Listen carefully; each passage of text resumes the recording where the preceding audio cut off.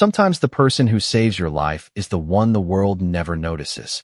Nathan Carter would remember those words for the rest of his life. Though on that rain-soaked October night, he had never heard them spoken aloud. He woke to the soft rhythm of rain tapping against the windows of a small rural medical clinic somewhere outside Burlington, Vermont.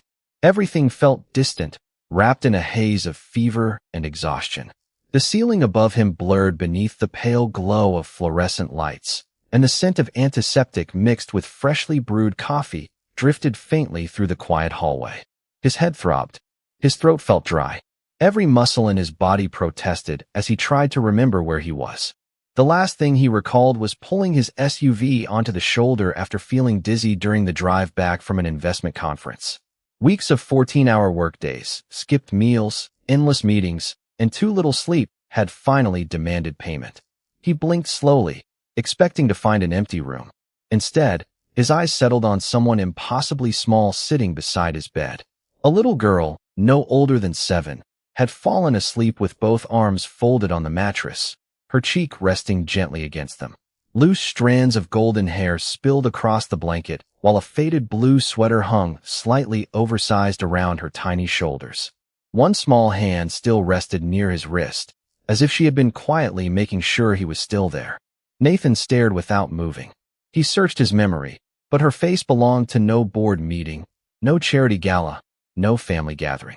She was a complete stranger. The room remained silent except for the steady beep of the heart monitor and the distant rumble of thunder rolling across the hills outside. She was about to hear. She wouldn't leave your side. Nathan frowned slightly, still trying to understand. What do you mean? The nurse smiled again, this time with unmistakable admiration. She stayed here all night. We kept telling her someone would call your family, but she just shook her head and said, "Then I'll stay until he wakes up." Nathan felt something tighten quietly inside his chest. No investor had ever waited for him. No executive had ever canceled a meeting because he needed rest. No one had sat beside his bed through the night in years.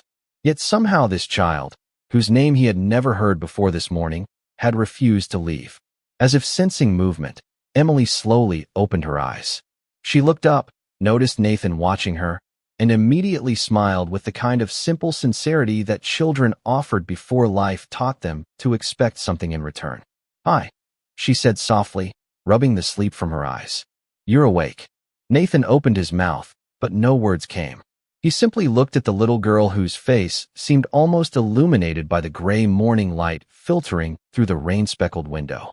At that moment, he couldn't possibly know that every major decision he would make from this day forward would somehow trace back to this quiet room, this lonely morning, and the little girl who believed that no one should ever wake up alone. Nathan remained in the clinic for only a few more hours, but the silence between him and Emily lingered far longer than any conversation they shared that morning.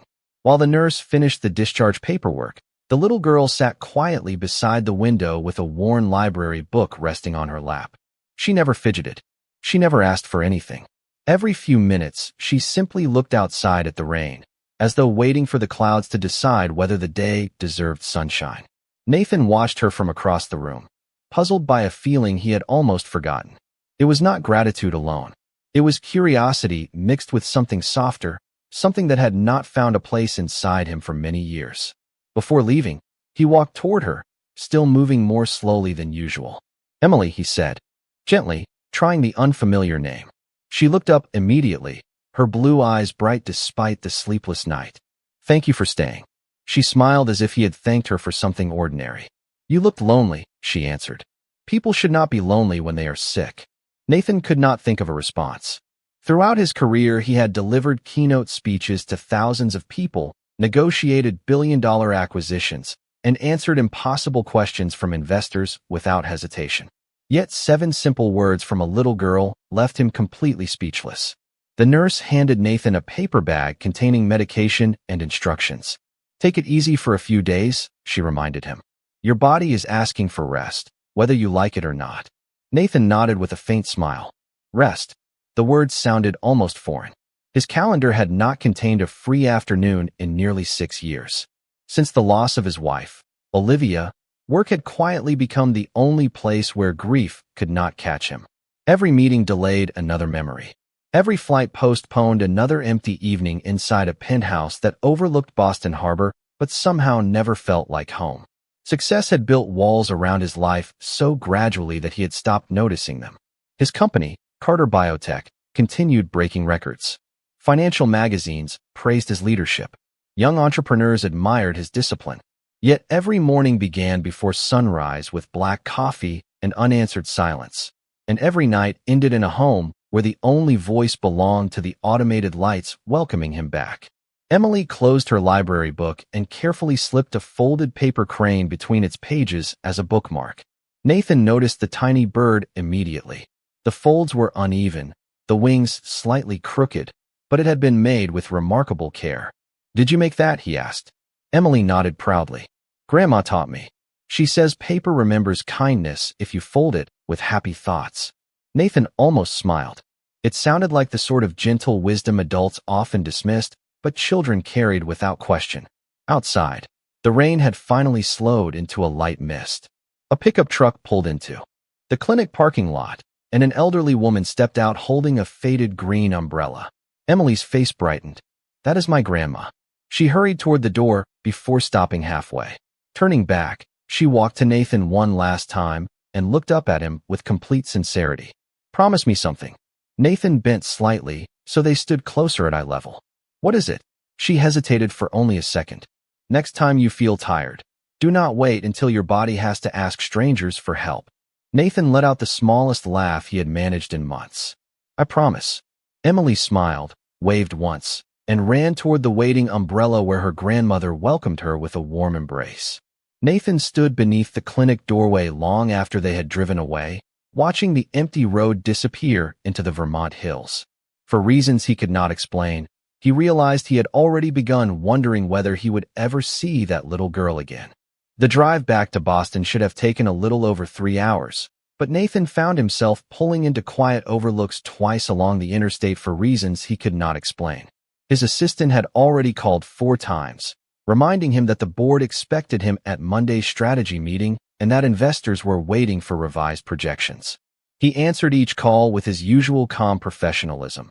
Yet after every conversation, his thoughts drifted back to the same pair of bright blue eyes and the little girl who believed strangers deserved kindness simply because they were human. When he finally arrived at the glass tower that carried the Carter Biotech name across its entrance, everything appeared exactly as he had left it. Employees hurried through polished hallways carrying tablets and coffee cups. Elevators rose and descended with perfect efficiency.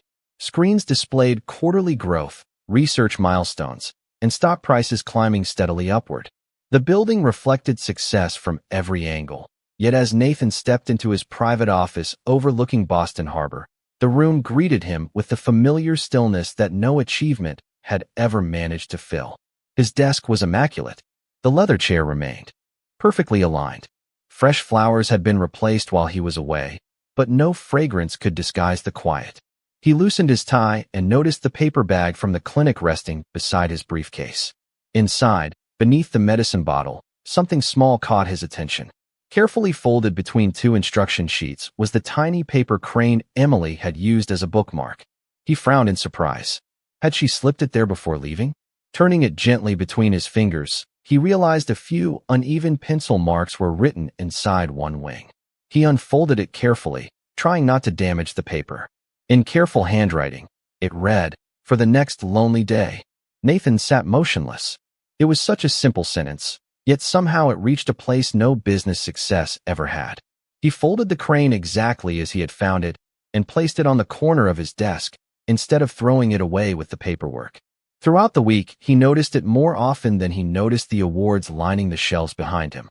During meetings, his eyes drifted toward the tiny bird. During late evenings when the office emptied and the city lights shimmered across the harbor, it remained there like a quiet reminder that someone had once cared whether he woke up alone. Friday arrived with an unusually light schedule after several international meetings were postponed. For the first time in months, Nathan left the office before sunset. Instead of driving directly home, he found himself taking the same highway that led back toward the small Vermont town where everything had unexpectedly changed.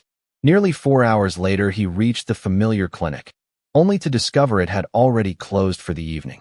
Across the street, however, the public library still glowed warmly beneath rows of maple trees beginning to turn brilliant shades of orange and gold. Curious, Nathan stepped inside. The building smelled of old books, polished wood, and cinnamon tea. Children sat quietly reading while volunteers organized shelves for the weekend program. Then he saw her. Emily sat cross-legged in a sunny corner beside a large window, completely absorbed in a thick illustrated book about birds. She had not noticed him. Every few minutes she smiled to herself as she turned another page, as though each chapter contained a small miracle waiting to be discovered. Nathan remained where he stood for several moments, unwilling to interrupt such peaceful concentration. Finally, Emily looked up. The instant their eyes met, recognition spread across her face like the first sunlight after a storm. She closed her book, smiled with genuine delight, and waved enthusiastically across the room. "You kept your promise," she said as Nathan walked closer. Confused, he asked, "Which promise?" Emily pointed gently toward his face and laughed softly. "You look less tired today." Emily scooted over on the window seat, making room beside her as though she had been expecting him all afternoon.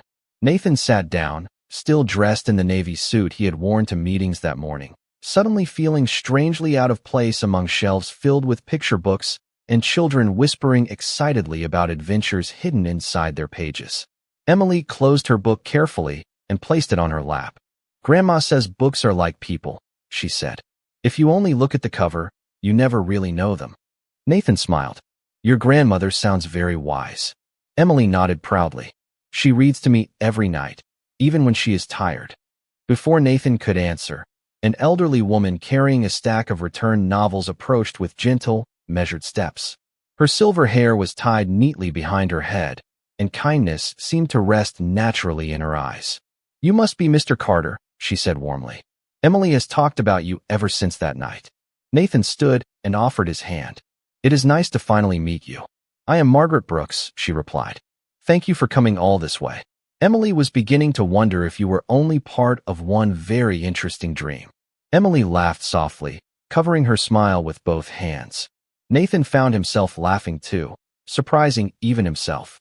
Margaret invited him to join them for hot chocolate at a small family cafe just 2 blocks from the library. The afternoon air had turned crisp, and golden leaves drifted lazily across the sidewalks as the three of them walked through the quiet Vermont town. Unlike the hurried pace of Boston, nobody seemed to be racing toward the next appointment. Shop owners greeted neighbors by name. Children rode bicycles without worrying about traffic. Someone played gentle acoustic guitar outside a bakery, filling the street with music that blended perfectly with the scent of fresh cinnamon rolls. Inside the cafe, Emily carefully stirred whipped cream into her hot chocolate until it disappeared completely. Nathan wrapped both hands around a warm ceramic mug, realizing he could not remember the last time he had sat somewhere without checking his phone every few minutes. This time the device remained untouched inside his jacket pocket. Emily noticed immediately. "You are not working," she observed with genuine amazement. Nathan glanced at the silent phone before smiling. "Maybe I am learning." Emily nodded with complete confidence. "That is good. People smile more when they are not always looking at screens." Margaret chuckled quietly. She has a way of reminding adults about things they forgot years ago. As the conversation drifted from favorite books to autumn festivals and homemade apple pie, Nathan felt something unusual happening inside him. For the first time since Olivia had passed away, an ordinary afternoon no longer felt like empty time waiting to be filled with work. It simply felt peaceful. Before they left, Emily reached into the pocket of her sweater and carefully placed a tiny folded paper crane on the table beside Nathan's mug. This one was bright yellow, its wings slightly straighter than the first. "This one is stronger," she explained. "I practiced." Nathan picked it up gently. "Should I keep this one too?" Emily nodded. "Only if you promise not to hide it in a drawer." Nathan looked at the little paper bird before meeting her eyes again. "Where should I put it?" Emily thought for a moment, then pointed toward his chest with a small smile. "Some places are too important to stay on a desk. Grandma says the best memories have to live where you carry them every day."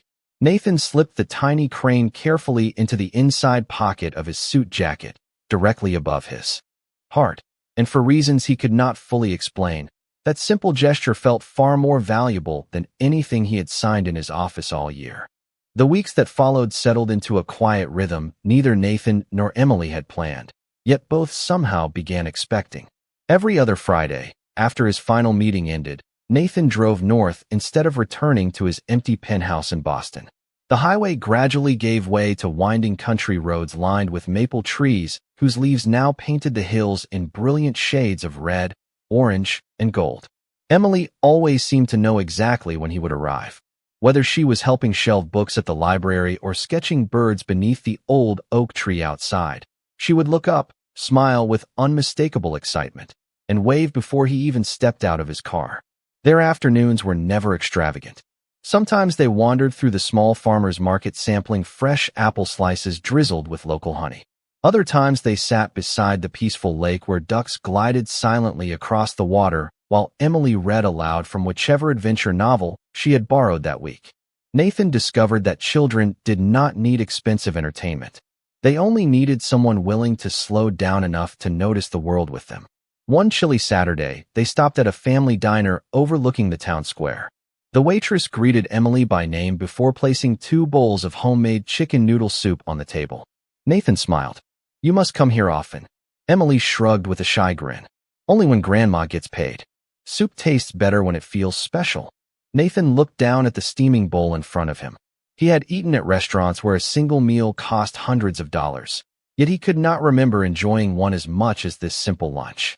Halfway through the meal, Emily rested her spoon on the table and studied him with quiet seriousness. "Did you eat breakfast today?" Nathan hesitated for a second before answering honestly. "Only coffee." Emily sighed dramatically, shaking her head exactly like an adult disappointed with a stubborn child. "Coffee is not breakfast." Nathan laughed. "You sound just like my doctor." "Good," she replied. "That means both of us are trying to keep you healthy." The words landed gently, yet they echoed inside him long after the conversation moved on. No executive had ever asked whether he had eaten. No shareholder had wondered whether he had slept enough. His calendar was full of people who needed his decisions, but remarkably empty of people who cared how he was doing. Emily cared without expecting anything in return. As autumn slowly gave way to early winter, Nathan noticed small changes in himself that even his employees began mentioning. He left the office before midnight. He actually took lunch breaks. He canceled unnecessary meetings and encouraged his management team to spend weekends with their families instead of answering emails.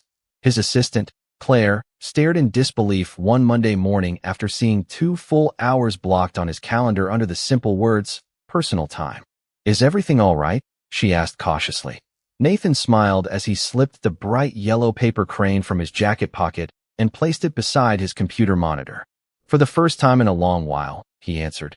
"I think it finally is." That evening, before driving back to Boston, Nathan stopped by Margaret's modest white house to say goodbye. Emily handed him a paper lunch bag before he reached his car. "Grandma made turkey sandwiches," she explained. "That way you will not skip dinner on the drive home."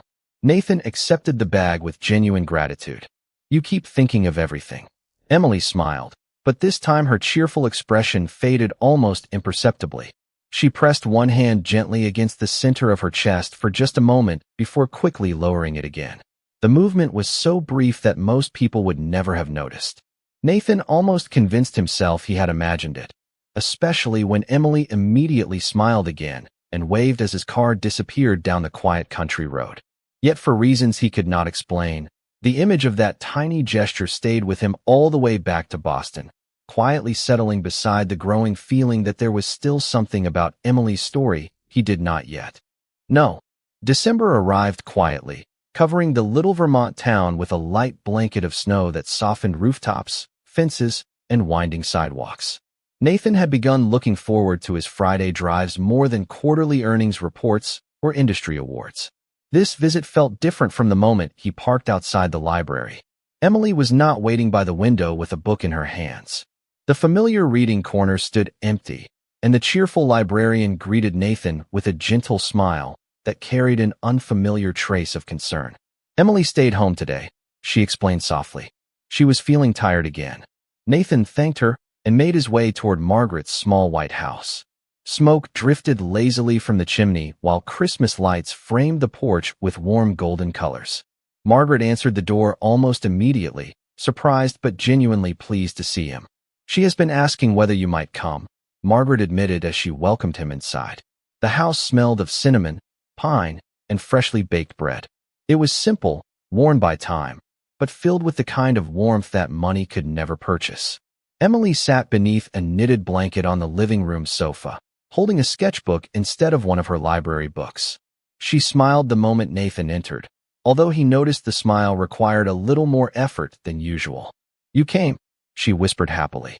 Nathan walked over and crouched beside her. "I was told someone skipped library day. That did not sound like the Emily I know." She laughed softly. "I needed a quiet day." They spent the afternoon drawing birds together while snowflakes drifted past the windows. Emily carefully colored the wings of a bluebird, occasionally pausing to rest her pencil before continuing. Nathan noticed every small pause now. Each one lingered in his thoughts a little longer than the last. Later that evening, while Emily rested upstairs, Margaret quietly prepared tea in the kitchen. The cheerful atmosphere softened into thoughtful silence before she finally spoke. "I think it is time you knew the truth." Nathan looked up without saying a word. Margaret folded her hands around the warm mug. "Emily was born with a heart condition.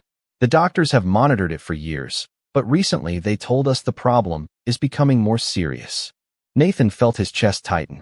His mind immediately returned to the brief moment outside the house when Emily had pressed her hand against her chest.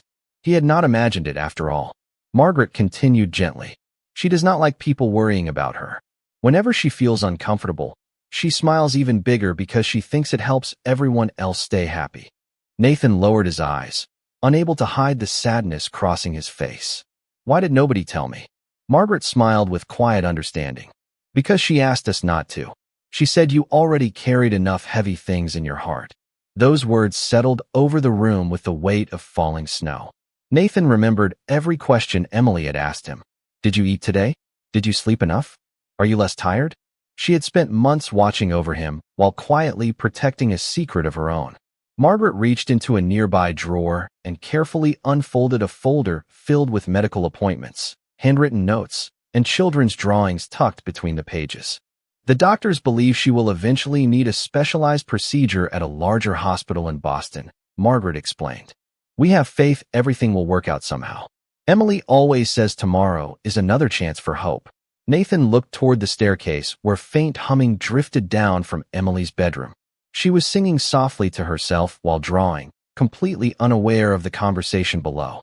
In that moment, he realized something that changed everything. The little girl who had spent an entire night making sure a lonely stranger did not wake up alone had quietly been carrying a difficult journey of her own, and somehow she had never once asked anyone to feel sorry for her. The days that followed moved faster than anyone expected. Nathan arranged an appointment with one of the leading pediatric cardiology teams at a renowned children's hospital in Boston, quietly making every phone call himself instead of asking his staff to handle it. Emily never knew how many schedules had been rearranged, how many meetings had been canceled, or how many executives were surprised to hear their famously disciplined chief executive say, "My family needs me today."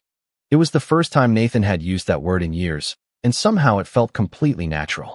On the morning of the evaluation, snow drifted gently across the city as Margaret and Emily arrived at the hospital. Emily wore her favorite light blue sweater, the same oversized one Nathan had first seen beside his hospital bed months earlier. She looked around with quiet curiosity rather than fear, smiling at colorful murals painted across the children's waiting area. "This place has birds on the walls," she whispered happily. "Someone wanted children to feel brave." Nathan smiled. "I think they succeeded." The specialist greeted Emily with kindness and patience, explaining every step in words she could easily understand. After several hours of examinations, the lead physician invited Nathan and Margaret into a private consultation room. The doctor's expression remained calm and reassuring. "The good news," she began, "is that we identified the best path forward. Emily will need a corrective procedure, and while every medical decision deserves careful respect, we are optimistic. She is strong, and we expect an excellent outcome." Nathan felt himself exhale for what seemed like the first time all day. Margaret quietly closed her eyes in gratitude before reaching for his hand. Neither of them spoke. They did not need to. Outside the consultation room, Emily sat on a bench coloring another paper bird with bright yellow crayons. She looked up the moment they returned. "Everybody looks serious," she observed. Nathan sat beside her. "The doctors have a plan." Emily nodded thoughtfully. "That is good. Plans help people worry less." Nathan laughed softly. "You always know exactly what to say." She shrugged with a grin. "Grandma says hope grows better when people talk about tomorrow instead of yesterday." A date for the procedure was scheduled just after New Year's Day. During the following weeks, Nathan spent nearly every weekend in Vermont.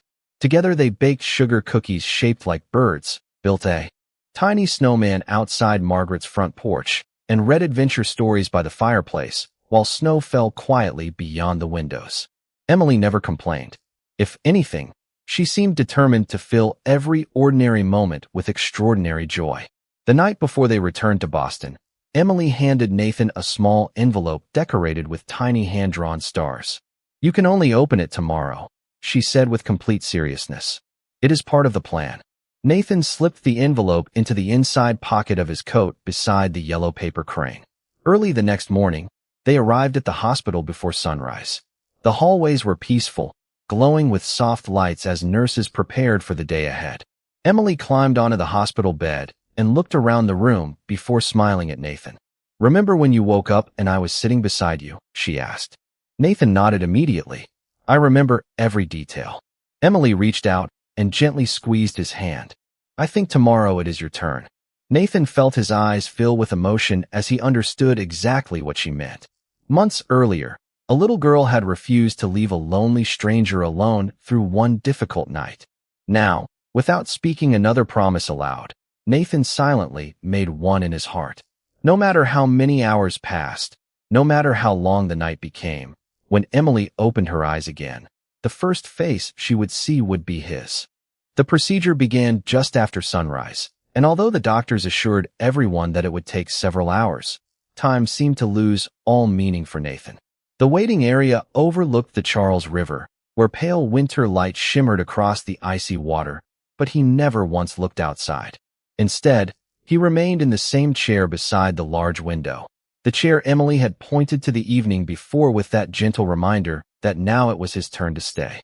Nurses came and went with warm coffee. Volunteers offered magazines and crossword puzzles. Margaret quietly knitted another tiny scarf while whispering hopeful prayers beneath her breath. Nathan accepted neither coffee nor distractions. His attention never wandered far from the hallway leading toward the operating rooms. Hours passed in patient silence.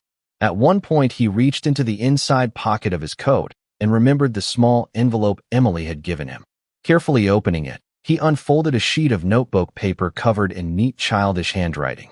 At the top, she had drawn a smiling paper crane wearing a tiny winter hat. Beneath the drawing, she had written, "If you get worried, count to 10 and remember that brave people still smile even when they are scared. Grandma says courage is not about feeling nothing. It is about believing tomorrow will be brighter. I already believe it, so maybe you can too." Nathan read the note again and again until every word settled deeply inside his heart. Without realizing it, he smiled through the quiet emotion filling his eyes.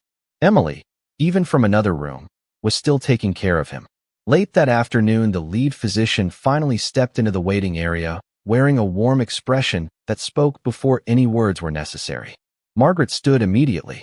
Nathan rose beside her, hardly daring to breathe. The doctor smiled. "Everything went exactly as we hoped. The procedure was successful, and Emily is already beginning her recovery." Relief swept through the room like the first warm breeze after a long winter. Margaret quietly covered her face with both hands, overcome with gratitude, while Nathan simply closed his eyes for a brief moment, silently thankful for the second chance that little girl had been given. A nurse soon invited them into the recovery room. Emily rested peacefully beneath a soft white blanket, her breathing calm and steady. The colorful paper birds hanging from the ceiling above her bed gently turned in the warm air flowing through the room.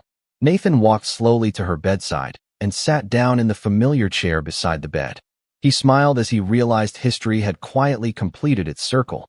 Months ago, He had awakened to find a lonely little girl refusing to leave his side.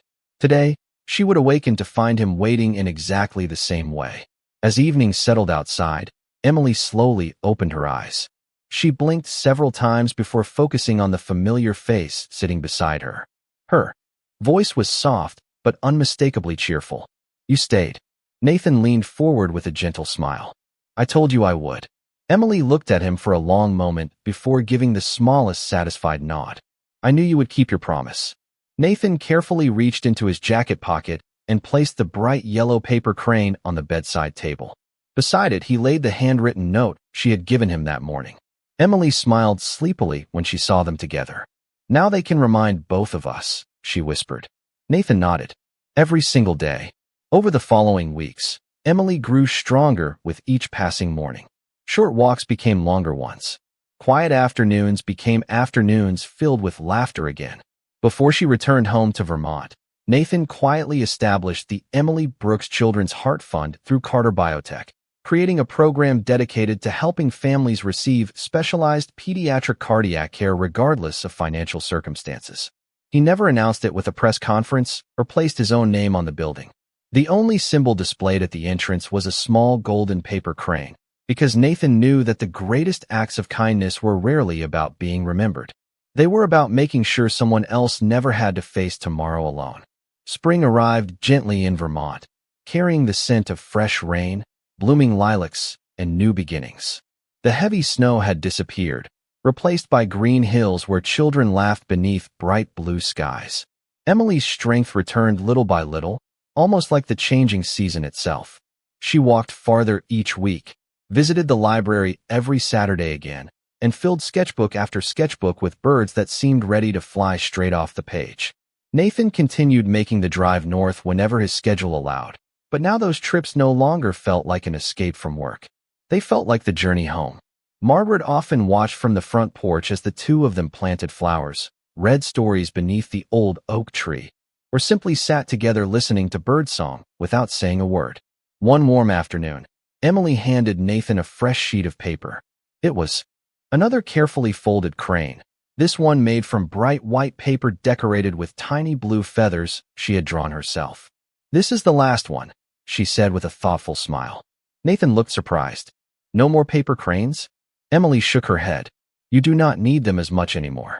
He looked down at the little bird resting in his hands. "How can you be so sure?"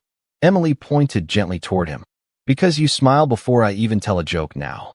Nathan laughed, realizing she was right. The lonely man who had once measured his life by meetings, earnings, and deadlines had quietly disappeared somewhere along the winding roads between Boston and Vermont. In his place stood someone who now remembered birthdays, baked cookies that never looked quite right, and kept birdseed outside his apartment balcony because Emily insisted every home should welcome visitors with wings. A year later, Carter Biotech opened a pediatric family resource center beside the Children's Hospital in Boston.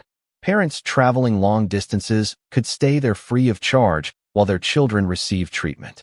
Nathan refused to place his own portrait inside the entrance hall.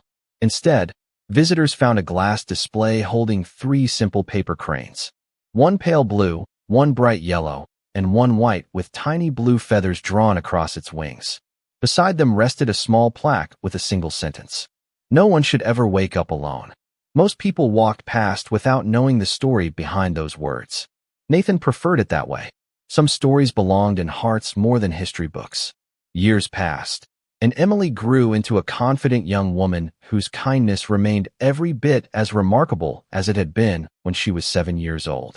She volunteered at the same children's hospital where her own life had changed, sitting beside frightened young patients with books, paper, and quiet conversations that somehow always made long days feel shorter.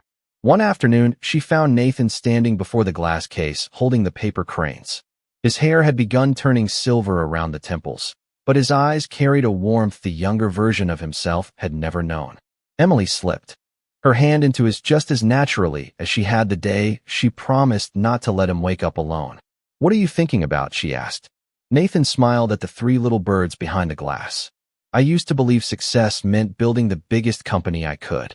He paused before looking at her with quiet gratitude. Then one little girl taught me that the richest life is the one where somebody cares whether you open your eyes tomorrow. Emily rested her head gently against his shoulder, and together they watched sunlight pour through the hospital windows, filling the room with gentle warmth. Somewhere nearby, a child laughed. Somewhere else, another family found hope. Nathan knew that every beautiful thing growing from this place had begun with one small act of kindness in a quiet clinic on a rainy morning, when a little girl chose to stay beside a lonely stranger simply because she believed that no heart should ever face the night alone.